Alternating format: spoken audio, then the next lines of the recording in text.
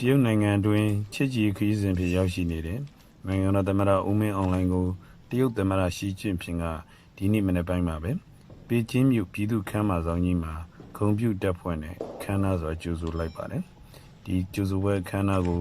ဒီနေ့မနေ့ဒေသစံတော်ချိန်10 နာရီလောက်မှာစတင်ခဲ့တာပါ။အခမ်းအနားအတွင်းမှာနိုင်ငံအကြီးအကဲတွေဟာအပြန်အလှန်အလေးပြုကြပြီးဂုဏ်ပြုတပ်ဖွဲ့ကိုလည်းအတူတူလက်လက်စစ်ဆေးခဲ့ကြပါတယ်။ဒီခရီးစဉ်ဟာနိုင်ငံကြားကချစ်ကြည်ကိုပုံမှုပြီးတော့ခိုင်မာလာစေဖို့နဲ့နောက်နှစ်ဖက်အကျိုးရှိတဲ့ကိစ္စရပ်တွေကိုပူးပေါင်းဆောင်ရွက်ဖို့ရည်ရွယ်ပြီးတွားရောက်ခဲ့တာဖြစ်တယ်လို့သတင်းရရှိပါတယ်ခင်ဗျာ။